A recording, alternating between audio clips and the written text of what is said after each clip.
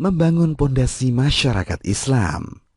Setelah Rasulullah Shallallahu Alaihi Wasallam sampai di kota Madinah dan tinggal di rumah kediaman Abu Ayyub Al-Ansari, dan sebelumnya unta tunggangan Rasulullah Shallallahu Alaihi Wasallam berhenti di suatu tempat di Madinah, maka kaum muslimin menjadikannya sebagai tempat untuk menunaikan salat. Tempat itu merupakan tempat penjemuran kurma milik Suhail dan Sahal, dua anak yatim dari Bani Najjar yang berada dalam pemeliharaan As'ad bin Zurarah. Ketika tunggangan Rasulullah Sallallahu Alaihi Wasallam berhenti di tempat itu, Rasulullah Sallallahu Alaihi Wasallam bersabda, "Insya Allah, tempat ini untuk rumah." Hadis riwayat Bukhari. Kemudian Rasulullah Sallallahu Alaihi Wasallam memanggil kedua anak yatim itu dan menawar tanah itu untuk dijadikan masjid. Tetapi kedua anak itu berkata, "Justru kami ingin memberikannya kepada Anda, wahai Rasulullah." Meski demikian, Rasulullah Sallallahu Alaihi Wasallam merasa enggan menerima pemberian dua anak kecil ini, sehingga beliau Sallallahu Alaihi Wasallam tetap membelinya, dan di atas tanah ini Masjid Nabawi dibangun. Hadis riwayat Bukhari. Dalam riwayat Imam Bukhari rahimahullah lainnya diceritakan, ketika Rasulullah Sallallahu Alaihi Wasallam hendak memerintahkan pembangunan masjid, beliau Sallallahu Alaihi Wasallam mengirim utusan ke Bani Najjar memanggil mereka. Ketika mereka sudah datang, Rasulullah Sallallahu Alaihi Wasallam bersabda kepada mereka, "Wahai Bani Najjar, hargailah kebun kalian ini untukku." Mereka menjawab, "Demi Allah, tidak. Kami tidak akan meminta harganya kecuali kepada Allah Ta'ala." Ternyata ada yang menceritakan bahwa di tempat ini terdapat kuburan orang-orang musyrik, dataran yang agak tinggi, dan ada juga pohon kurma. Maka Rasulullah Sallallahu Alaihi Wasallam memerintahkan agar kuburan orang-orang musyrik ini digali dan tulang belulangnya dikeluarkan, dataran yang agak tinggi diratakan, dan beliau Sallallahu Alaihi Wasallam memerintahkan agar memotongi pohon-pohon kurma tersebut dan menyusunnya di arah kiblat masjid. Setelah itu, pembangunan masjid pun dimulai. Rasulullah Sallallahu Alaihi Wasallam sendiri berbaur bersama para sahabat membawa batu bata yang masih mentah. Beliau Sallallahu Alaihi Wasallam membacakan syair, "Yang di bawah ini bukanlah beban dari Khaybar. Ini lebih kekal, lebih bermanfaat, dan lebih suci dari sisi Rabb kami." Beliau Sallallahu Alaihi Wasallam juga berseru, "Ya Allah, sesungguhnya ganjaran itu adalah ganjaran akhirat. Berilah rahmat kepada kaum Ansor dan kaum Muhajirin." Hadis riwayat Bukhari. Dalam riwayat yang lain diceritakan bahwa mereka memindahkan bebatuan sambil membawakan syair. Sementara itu, Rasulullah Sallallahu Alaihi Wasallam juga berbaur bersama mereka. Mereka mengumandangkan syair, "Ya Allah, sesungguhnya tidak ada kebaikan kecuali kebaikan akhirat. Maka berilah pertolongan kepada kaum Ansor dan Muhajirin." Hadis riwayat Bukhari. Dalam pembangunan masjid ini, Rasulullah Sallallahu Alaihi Wasallam mengutamakan orang-orang yang ahli. Dalam sebuah riwayat disebutkan bahwa Rasulullah Sallallahu Alaihi Wasallam bersabda kepada para sahabat yang ikut bekerja membangun masjid, "Dekatkanlah Al-Yamami ke tanah itu, karena sentuhan dia terbaik di antara kalian dan paling kuat adonannya."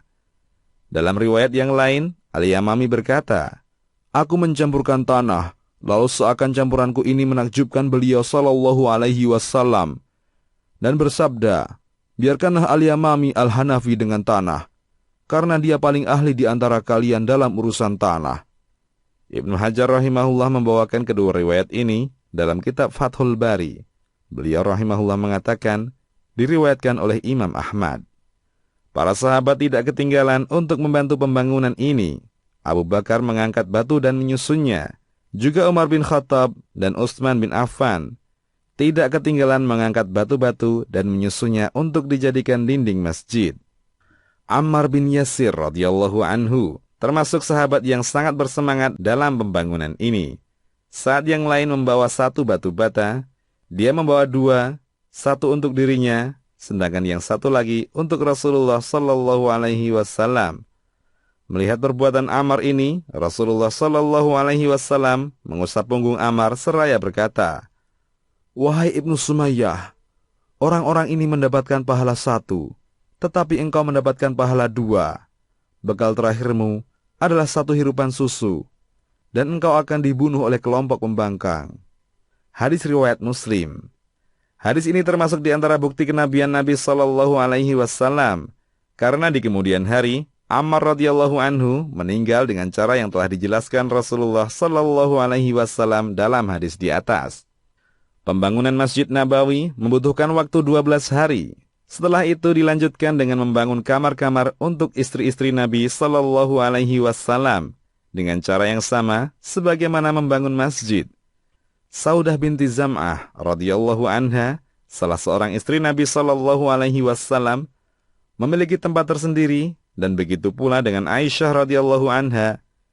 2 rumah inilah yang pertama kali dibangun untuk istri-istri beliau sallallahu alaihi wasallam.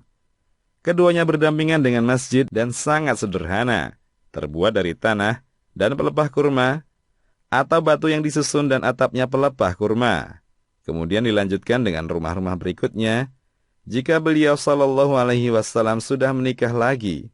Setelah semuanya selesai, Rasulullah Shallallahu Alaihi Wasallam pindah dari rumah Abu Ayyub Al-Ansari radhiyallahu anhu ke tempat yang baru dibuat itu. Pada tahun pertama hijrah ini pula, disyariatkan azan dengan lafaz yang kita dengar sekarang. Demikian, menurut pendapat yang rajih, diriwayatkan saat Abdullah bin Zaid radhiyallahu anhu bermimpi tentang lafaz-lafaz azan, lalu diceritakan kepada Rasulullah Shallallahu Alaihi Wasallam. Maka Nabi Shallallahu Alaihi Wasallam memerintahkan kepada Bilal bin Rabah radhiyallahu anhu untuk mengumandangkan azan dengan lafaz-lafaz tersebut. Ketika azan ini terdengar oleh Umar bin Khattab radhiyallahu anhu, ia pun bergegas menemui Rasulullah Shallallahu Alaihi Wasallam dan menceritakan mimpinya yang sama dengan mimpi Abdullah bin Zaid radhiyallahu anhu. Hingga beberapa lama, keadaan masjid yang sangat sederhana ini tetap sama tak berubah sebagaimana saat dibangun Rasulullah Shallallahu Alaihi Wasallam. Ketika Abu Bakar radhiyallahu anhu menjadi khalifah, beliau radhiyallahu anhu tidak melakukan renovasi apapun.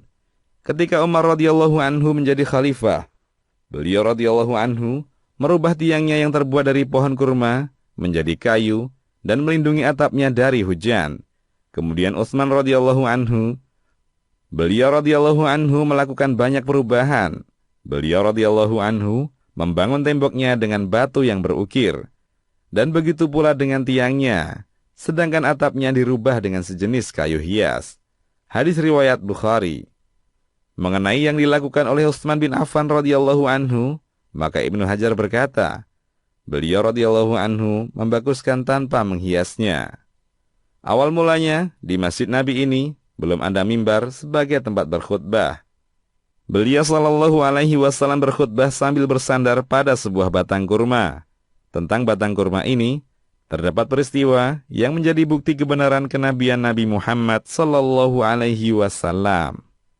Ketika Rasulullah sallallahu alaihi wasallam dibuatkan mimbar, dan kemudian beliau sallallahu alaihi wasallam pindah tempatnya dalam menyampaikan khutbah, batang kurma yang biasa dijadikan sandaran beliau sallallahu alaihi wasallam itu menangis layaknya anak kecil. Mendengar tangisan pohon ini, Nabi Shallallahu Alaihi Wasallam pun kembali kepadanya dan memeluknya hingga diam. Sahih Al-Bukhari. Alangkah indahnya keterangan yang disampaikan oleh Hasan Al-Basri setelah membawakan riwayat ini. Beliau rahimahullah berkata, "Wahai kaum muslimin, kayu bisa merintih karena merindukan Rasulullah Shallallahu Alaihi Wasallam. Maka bukankah orang-orang yang berharap bisa berjumpa dengan Rasulullah Sallallahu Alaihi Wasallam lebih pantas untuk merindukannya?" Al-Baihaqi, Dalailun Nubuwah. Fungsi masjid. Dibangunnya masjid oleh Rasulullah Sallallahu Alaihi Wasallam memiliki fungsi sebagai sarana ibadah. Juga difungsikan untuk mengurus segala hal yang berkaitan dengan kepentingan kaum muslimin, seperti pertama, menampung kaum muhajirin yang miskin dan masih lajang yang belum bisa membuat tempat tinggal sendiri. Mereka ini dikenal dengan Ahlus Suffah. Kedua, menampung kaum wanita yang baru masuk Islam dan belum mendapatkan tempat tinggal selain masjid. seperti Al-Walidah As-Sauda, yang membuat rumah-rumahan dan kecil. Ketiga, menjadi pusat pembelajaran kaum muslimin tentang masalah din mereka. Keempat, menjadi pusat pengubahan syair-syair untuk membela dakwah dan Rasulullah sallallahu alaihi wasallam. Kelima, menjadi tempat menahan para tawanan perang, sehingga kaum muslimin bisa mengambil pelajaran dan para tahanan itu juga bisa mengambil pelajaran saat melihat kaum muslimin melakukan salat dan mendengarkan Al-Quran, sebagaimana dalam kisah Thumamah bin Utsal radhiyallahu anhu. Keenam, menjadi pusat pengobatan bagi kaum muslimin yang terluka dalam peperangan. Ketujuh, tempat menerima duta-duta yang diutus kepada Rasulullah sallallahu alaihi wasallam. Kedelapan, sebagai tempat berkumpul kaum muslimin dengan para komandan mereka. Dalam hal ini terdapat dua faedah pelajaran yang bisa diambil. Pertama, mendekatkan hubungan antara kaum muslimin dengan para komandan. Kedua, mendekatkan hubungan sesama kaum muslimin. Dua faedah sudah dirasakan oleh banyak kaum muslimin, karena mereka mengira bahwa masjid hanya untuk salat saja. Hukum dan hikmah dari kisah di atas. Pertama, mayoritas ulama ahli fikih berdalil dengan perbuatan Rasulullah sallallahu alaihi wasallam yang membeli tanah milik anak yatim melalui perantara orang yang memelihara mereka. Sebagai dalil, tidak sahnya akad anak yang belum balik pada harta yang dia miliki. Untuk menguatkan dalil ini, para ulama juga memiliki dalil lain dari Al-Quran. Dan janganlah kamu dekati harta anak yatim, kecuali dengan cara yang lebih bermanfaat hingga sampai dia dewasa. Sedangkan hadis yang menunjukkan bahwa akad ini terjadi langsung antara Rasulullah sallallahu alaihi wasallam dan si anak, maka pengertiannya bisa dibawa pada kekhususan beliau sallallahu alaihi wasallam.